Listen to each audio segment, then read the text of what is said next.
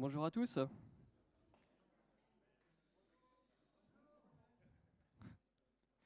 Et bonjour aux milliers de spectateurs du streaming. Je suis Rodolphe, je fais partie de la team Alza Création qui est partie et je vais vous parler du cloud pour les petits.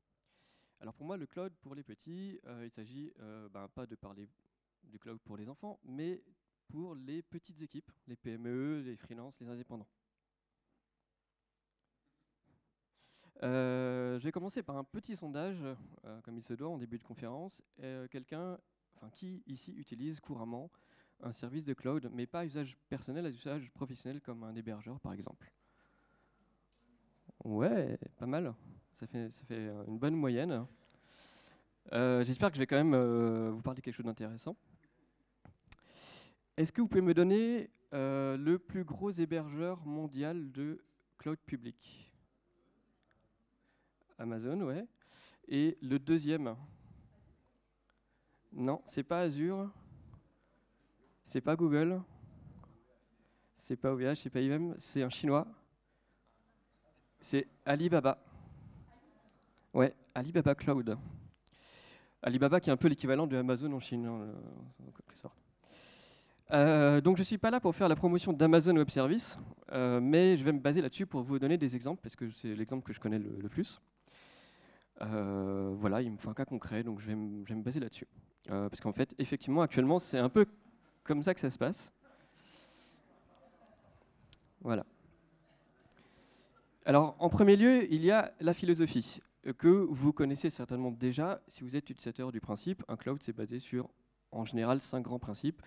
C'est la virtualisation, l'élasticité des ressources, plein de services, une interface web pour gérer tout ça, parce que c'est virtualisé, éventuellement une API, et puis on paye à l'usage. Ça, c'est un facteur assez important qui découle de l'architecture. Alors pour tout ce qui est virtualisation, ça nous arrange en petite équipe, puisque justement on cherche à utiliser des services de plus haut niveau, à ne pas se concentrer sur ce qui n'est pas essentiel pour nous. Donc à être réactif, et surtout à avoir quelque chose d'extrêmement rapide à déployer. C'est-à-dire qu'en fait, on ne sera pas une grosse structure, comme par exemple Atos, mais on aura besoin justement d'être plus réactif que les plus gros, c'est ce qui fait la force d'une petite équipe, et on va se baser sur le cloud pour ça. Je peux vous donner un exemple concret. Au New York Times, qui est quand même une grosse société, mais ils ont une équipe web plus réduite, ils ont traité 11 millions de documents d'archives, donc c'est une taille conséquente en octets, en 36 heures, avec quelques centaines de machines dans le cloud. Ça leur a coûté quelques milliers de dollars contre quelques millions s'ils avaient voulu réellement implémenter la chose avec du matériel qui leur était propre. Donc c'est assez important de pouvoir faire appel à ce type de service. Donc tout est virtuel, ça veut dire que physiquement vous ne touchez à rien, on peut déconnecter des disques durs de machines, on peut les reconnecter, tout ça en un clic de souris. Si vous vous souvenez des anciens temps, si vous avez fait un petit peu d'administration système ou d'hébergement, quand il y avait quelque chose qui cassait, c'était un petit peu difficile de reprendre la main dessus. Donc ça c'est un petit peu magique. Voilà. Parce que quand votre serveur lâche et que vous n'avez plus la main dessus, et que c'est un hébergement classique, qu'est-ce que vous obtenez? Vous obtenez une brique. Plus moyen de faire grand-chose avec. Un grand principe du cloud, c'est tout ce qui est scalabilité et élasticité. Ce qui se rejoint, en fait, on va simplifier, mais les deux termes se rejoignent. J'ai trouvé des synonymes en français, tout ce qui est échelonnable, extensible, évolutif, distribuable. Et donc le but, c'est de pouvoir augmenter les ressources au fur et à mesure quand on a besoin, mais aussi de les diminuer. C'est-à-dire en fait de ne pas avoir d'engagement à long terme, mais de pouvoir libérer des choses dont on n'a pas besoin. Tout simplement parce que l'activité baisse, par exemple. C'est un principe que l'on peut appliquer, on peut comprendre de manière assez simple au fil du temps, soit sur une journée de 24 heures, soit sur une année. Une journée de 24 heures, c'est des gens qui se connectent, qui se déconnectent, l'activité n'est pas la même le jour que la nuit. Donc on va pouvoir augmenter et diminuer les ressources en fonction de cette activité-là. Et puis pour tout ce qui est annuel, on aura des périodes de l'année qui vont être plus critiques que d'autres. Par exemple les soldes, pour le Black Friday, on va faire plusieurs millions de dollars de ventes. Donc il faut pouvoir tenir la charge dans ces moments-là. Je vous ai mis 2 exemples avec Shazam et Alibaba, encore eux. C'est ce qu'on peut aussi retrouver sur cette carte du monde. Vous voyez qu'en fait, les les points rouges, c'est le nombre de un grand nombre de connexions simultanées, et les bleus, faibles. Donc, au fur et à mesure du passage du jour, vous avez des vagues de connexions qui se produisent dans certains pays et pas dans d'autres. Donc, l'idée, c'est de pouvoir réduire la charge là où on n'en a pas besoin et d'augmenter ailleurs. Et donc, il y a des services web actuellement qui font ça de manière très courante, pour suivre cette respiration des 24 heures. Ensuite, il y a quelque chose que j'ai beaucoup aimé quand j'ai découvert tout ça, c'est le principe de partir que la technologie est faillible. Forcément, on sait tous qu'à un moment, ça va foirer. On va avoir un gros bug, quelque chose dont on ne va pas arriver à sortir. Et on sera certainement plus tranquille d'avoir préparé une solution de secours. Donc la technologie est faillible, l'homme est faillible aussi, parce qu'on n'est pas des machines disponibles 24/24. Et donc préparer tout ça, dans un cloud, ça vous permet d'être un peu plus tranquille, de dormir, de partir en vacances, d'avoir le poil plus soyeux, enfin ce genre de choses. Et mine de rien, ça peut vous changer votre vie. Tout ceci découle du fait qu'un cloud encourage des bonnes pratiques. Il vous force à adopter des techniques qui vont vous obliger à utiliser des backups, des solutions de secours, à économiser du stockage et de la puissance. Et surtout, le principe de base, c'est qu'on va déléguer toute la complexité de tout ça au service. Donc, ce n'est pas vous qui devez paramétrer tout ça à la main, à l'ancienne, mais on va vous proposer des services pour pouvoir le faire.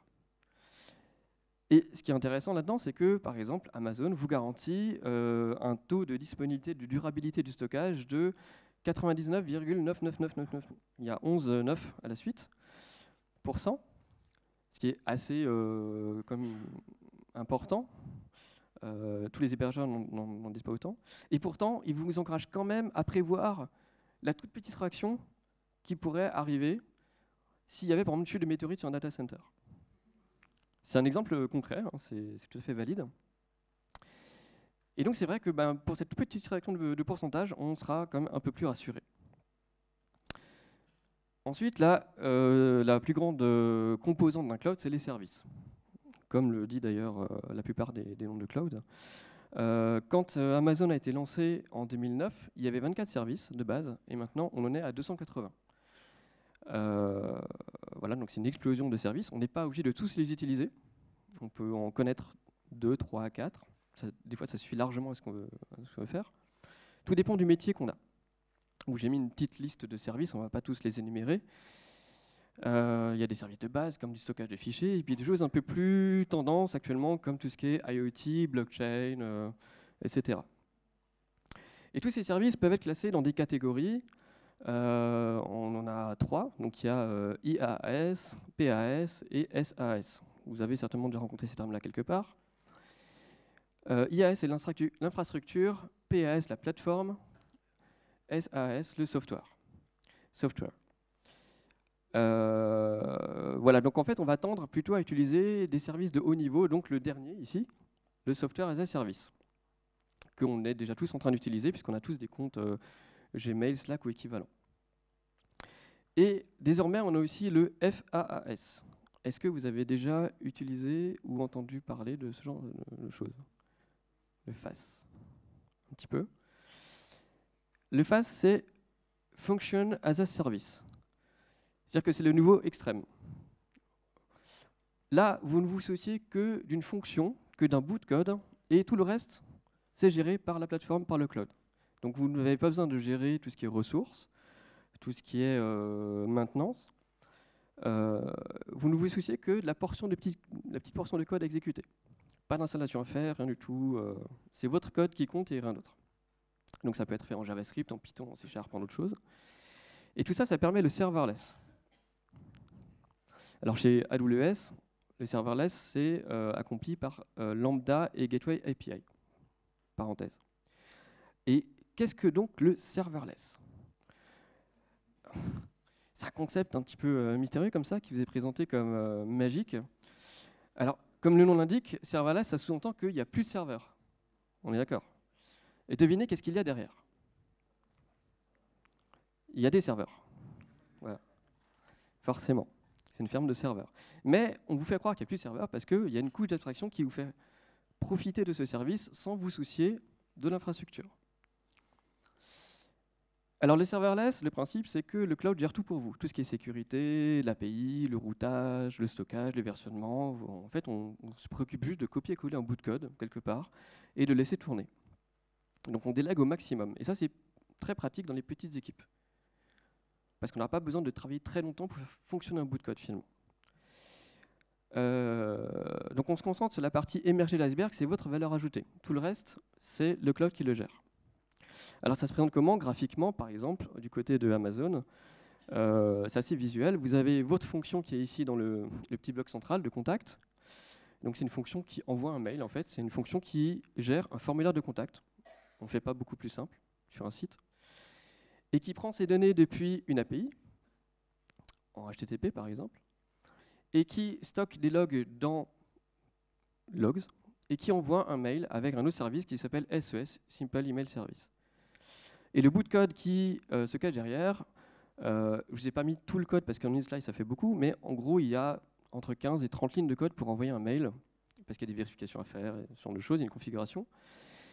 Mais en gros, à partir de là, vous avez votre fonction d'envoi de mail qui existe et qui tourne toute seule, et vous ne vous souciez de rien d'autre. C'est du code JavaScript avec du Node. Donc ça, c'est assez intéressant. J'y reviendrai plus tard dans un cas concret. Et le summum des services qui peuvent exister actuellement, c'est tout ce qui est apprentissage machine, qu'on a beaucoup de mal à développer soi-même, puisque ça demande quand même beaucoup de compétences poussées. Et mettre ça à votre disposition, ça vous permet de lancer des nouveaux projets. Donc là aussi, je vous ai mis une petite liste de ce qui peut exister à l'heure actuelle. Ça a été lancé au fil des mois dernièrement. Et donc pouvoir faire de la traduction de texte, pouvoir faire de la reconnaissance de texte dans une image ou même dans une vidéo, c'est des choses auxquelles on ne pense pas forcément en tant que petite structure, parce qu'on se dit c'est hors de notre portée, et pourtant on peut en profiter aussi. Si on a le temps, je vous ferai une petite démonstration par la suite. Ensuite vient la question du coût.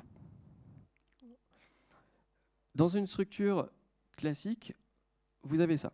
En général, vous provisionnez des ressources à un certain niveau, et puis vous les utilisez, et au fur et à mesure, votre usage augmente, vous avez plus de visiteurs, plus d'utilisateurs, et vient un moment où, en fait, vous avez une phase de saturation.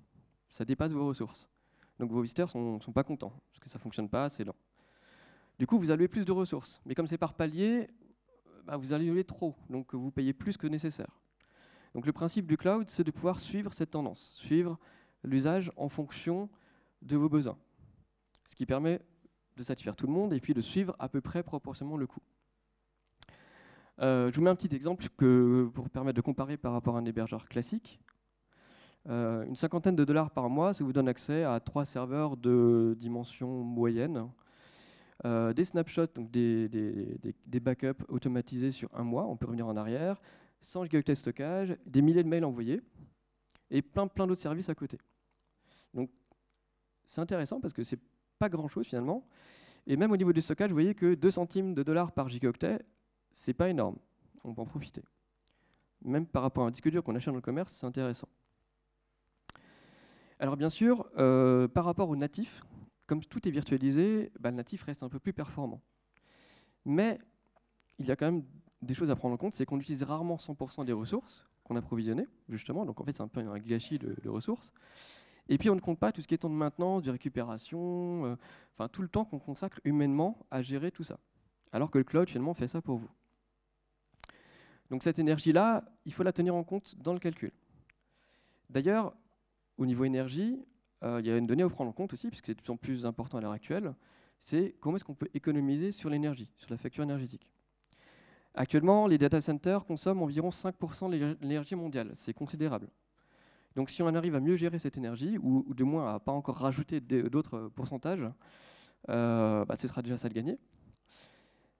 Alors, au niveau des services qui sont mutualisés, qui sont virtualisés, c'est intéressant, puisque justement, comme on n'utilise pas trop de puissance par rapport à ce qui est nécessaire, déjà, on économise de l'électricité. La plupart des acteurs du cloud s'engagent à faire l'énergie renouvelable, et certains proposent même des régions carbone neutres, c'est-à-dire qu'ils compensent les émissions, ils font des choses, ils font des actions, ils développent des fermes solaires, des fermes éoliennes. Et par exemple, à Francfort et en Irlande, qui sont les régions à peu près les plus proches d'ici, vous avez des régions cloud au bilan carbone neutre. Ce qui peut être un argument par rapport à vos clients aussi. Certains y sont sensibles. Et ça ne coûte pas beaucoup plus cher. Alors, est-ce que tout ça, finalement, c'est parfait? Parce que là, je vous donne plein d'arguments. Oui, je sais, vous sortez du goûter, c'est un petit peu difficile à voir, ça. Alors, c'est bien parce que ça donne un cadre dans lequel, justement, on s'oblige à respecter des bonnes pratiques. Donc, ça vous concerne aussi en tant que petite agence, si vous en faites partie. Et puis, ça permet à des entreprises d'exister, de proposer des services là où elles n'auraient pas pu. Par contre, il y a des pièges. C'est qu'on devient un peu captif de tout ça. Une fois que vous avez votre structure qui est en place, c'est très difficile de passer d'un cloud à l'autre. Tout dépend de ce que vous avez fait, bien sûr, hein, mais si vous avez tout configuré au poil de kiwi près, ben, justement, c'est un petit peu difficile de changer au dernier moment. Et puis, il y a tout ce qui est emplacement des données, d'autant plus sensible actuellement, avec la protection. Donc, même si on vous dit, oui, vos données sont en France, par exemple, il y a des régions qui sont hébergées à Paris, du cloud Amazon, ben, c'est quand même une boîte américaine qui est derrière. Donc, même si vous garantissent qu'il ne faut rien de vos données et qu'elles sont chiffrées, à un moment, ça passe quand même dans des routeurs, on ne sait pas ce qui se passe. On ne peut pas le garantir. Et puis, surtout, quand un cloud tombe, vous avez déjà vécu ça, je pense, il y a quelques mois, c'est la panique, il y a tout le web qui tombe parce que tous les sites utilisent des CDN, des librairies JS, des fonds de Google, des choses comme ça, et donc ça bloque le fonctionnement de pas mal de sites. Et l'inconvénient aussi majeur, c'est que finalement, en France, on est en retard. Même en Europe, en fait, puisque vous avez vu, parmi les 4 majeurs acteurs que j'ai cités avant, il n'y en a aucun qui est européen ou même français. Et on ne citera pas les exemples de Numergy et de CloudWatt qui sont un peu ratés. Malheureusement.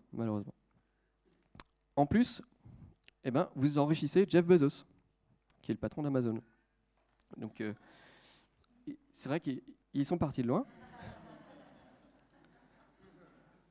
Et ça, c'est grâce au cloud. Hein. Ça peut vous changer. Les revenus d'Amazon Web Services, donc une partie d'Amazon, une partie du groupe, ont explosé. C'est la partie la plus rentable du groupe d'Amazon. C'est presque 20% de leurs bénéfices. C'est énorme. Donc, il y a une question philosophique derrière. Est-ce qu'on soutient ce mécanisme-là ou finalement, est-ce qu'on va voir ailleurs? Est-ce qu'on soutient quand même les acteurs plus conventionnels? Alors, si ça vous intéresse quand même, comment ça se passe quand on veut tester la chose? C'est pas très compliqué, il faut une carte bancaire pour pouvoir payer. Il faut lire la documentation, qui en général est assez bien faite, du moins par rapport à celle d'OVH, sans vouloir troller. Voilà, il y a des archives de conférences, il y a plein de présentations qui existent, donc on peut se former sans problème à tout ça. Et vous avez en général beaucoup d'outils qui sont partagés sur GitHub. Donc du coup là, Amazon partage avec Microsoft maintenant. C'est un peu... Et tout ça nous permet d'avoir une petite courbe d'apprentissage qui est un peu particulière, à mon sens, qui est celle-ci. C'est qu'il y a un gros pic au début, un gros palier à franchir, et une fois qu'on est dedans, ça va un peu mieux. Donc une fois qu'on a essayé et qu'on a fait tourner des choses, ça passe, on peut souffler. Et à la fin, on est comme ça. On est comme ça. Alors ça peut faire un petit peu peur des fois, puisque Amazon vous fournit par exemple des exemples d'architecture pour faire du WordPress. Voilà. Alors vous n'êtes pas du tout obligé de faire comme ça. Ça, c'est la solution extrême qui résiste aux météorites. Mais en fait, on peut faire beaucoup plus simple que ça. Donc, ne vous effrayez pas. On va faire des choses plus simples. 3 cas très rapidement, modélisés par ces chatons. Des prospects qui viennent vers vous, innocents comme eux. Le premier voudrait un site qui regroupe des fonctionnalités de YouTube, Le Bon Coin, Facebook, pour un budget de environ 5 000 €. Ah, vous le connaissez? Vous l'avez déjà eu. Bon, pour celui-là, on ne peut pas faire grand-chose. Voilà, même si c'est une révolution. En plus, en général, à la fin, il termine par si ça marche, je vous payerai. Alors, le deuxième, un besoin classique, un petit CMS du type WordPress, pour ne pas le citer, et puis il veut stocker des vidéos dessus, des vidéos d'apprentissage. Pourquoi ne pas utiliser un service cloud pour stocker uniquement les vidéos? En fait, l'intérêt, c'est que là, on peut faire du mixte. On peut très bien partir sur un type de projet qu'on connaît bien, qu'on maîtrise bien, et puis progressivement adjoindre des services extérieurs d'un cloud. Donc là, il sera tranquille, il n'aura pas besoin de prévoir la quantité de stockage nécessaire, il pourra faire du retraitement de vidéo s'il veut, un peu à la YouTube, sans avoir besoin de configurer des serveurs de fou pour pouvoir faire ces traitements. Donc ça, c'est intéressant. Et puis, il y a le cas prospect encore plus classique, que l'on a très souvent dans une petite agence web, on va dire. C'est celui qui veut un site de présentation et puis un formulaire de contact. Alors là, soit on l'héberge de manière très conventionnelle sur OVH avec un WordPress, des choses comme ça. Ou alors on peut essayer de dire, tiens, je vais faire un petit site statique. Ça ne va pas me coûter très cher en hébergement, c'est 50 centimes de l'heure par mois. Je vais adjoindre ma petite fonction d'envoi de contact mail, qui pour le coup sera gratuite, puisqu'en fait on a droit à 1 million de requêtes par mois gratuites. Ça en fait pas mal de formulaires de contact. Et on pourra déployer où on veut dans le monde. Donc si votre client est en Australie, pas de problème, vous n'avez pas besoin d'ouvrir un compte chez un hébergeur là-bas. Vous choisissez votre région dans le monde dans laquelle vous souhaitez héberger votre site. Et ça prend quelques minutes. Et le petit bonus, on peut mettre en ligne avec un petit Gulp S3. Si vous connaissez Gulp, l'outil d'automatisation de tâches, ça marche très bien. En fait, on passe plus par FTP, vous avez votre ligne de commande, et puis ça déploie le site en quelques secondes, comme le site de la Party. Voilà. Donc tout ça, c'est très intéressant, et j'en arrive à ma conclusion. C'est que finalement, le cloud n'est pas réservé qu'aux grosses structures, contrairement à ce qu'on pourrait penser. Alors c'est bien parce que là, j'ai vu qu'il y a une bonne partie de la salle qui utilise déjà des services comme ça. Si vous n'utilisez pas encore, je ne dis pas que c'est obligatoire, mais vous devez vous y intéresser et puis savoir dans quelle mesure vous êtes en mesure de l'exploiter. Et dans quelle mesure ça va vous profiter et vous faciliter la vie. Donc voilà, donc c'est très intéressant. Explorer les solutions qui existent, éventuellement pas que Amazon, les autres aussi. Et puis jeter un coup d'œil du côté du serverless, parce que c'est une technique qui, une fois qu'on l'a un petit peu expérimentée, est très intéressante, pas trop complexe à mettre en place. Et ça nous économise derrière d'autres codes à maintenir. Voilà. Je peux vous montrer un petit exemple. Il me reste combien de temps pour une démo? Plus de temps? D'accord. Mais on a commencé en retard aussi. Question démo.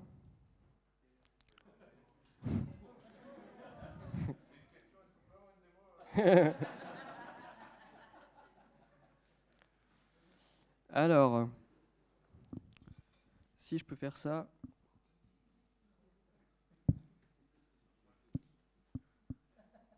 Je le fais d'un doigt.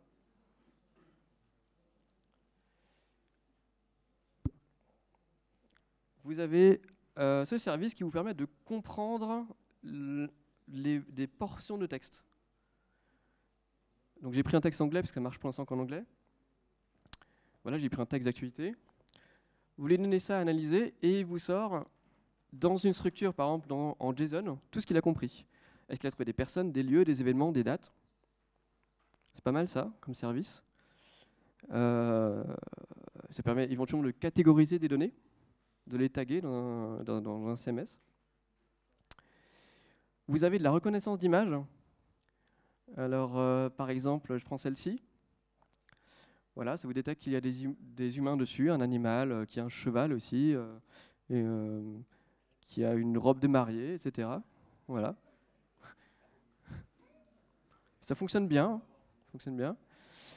Vous avez de l'analyse faciale.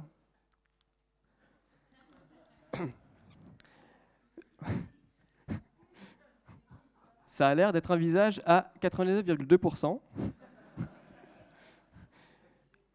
Il n'a pas l'air de sourire, enfin, c'est un peu mitigé.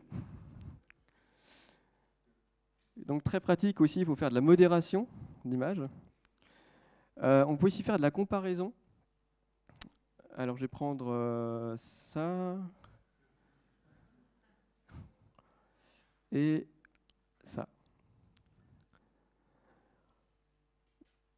Voilà, donc en fait on peut reconnaître des gens et des célébrités à partir d'images de référence. Donc tout ce qui est finalement à la portée des grands acteurs type Facebook, Google et autres, vous pouvez le faire avec des fonctions. qui sont mises à votre disposition, comme ça, il y a une API pour ça, ça fonctionne bien, et ça vous prend une image JPEG en entrée, et ça vous sort ensuite un ratio de score en sortie. Et je crois que c'est tout. Il y a aussi la modération d'image, je termine par ça. Je vais prendre ceci.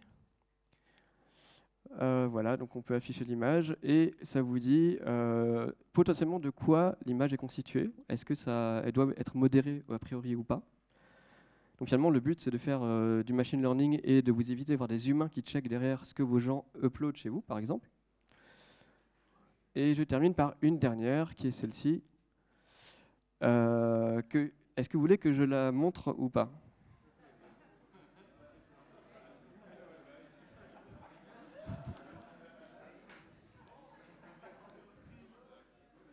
Bon, c'est pour vous montrer que ça peut aussi un peu se tromper. Donc rassurez-vous. Voilà, en fait, c'est une femme enceinte qui coupe des kiwis. Voilà. Très bien, merci.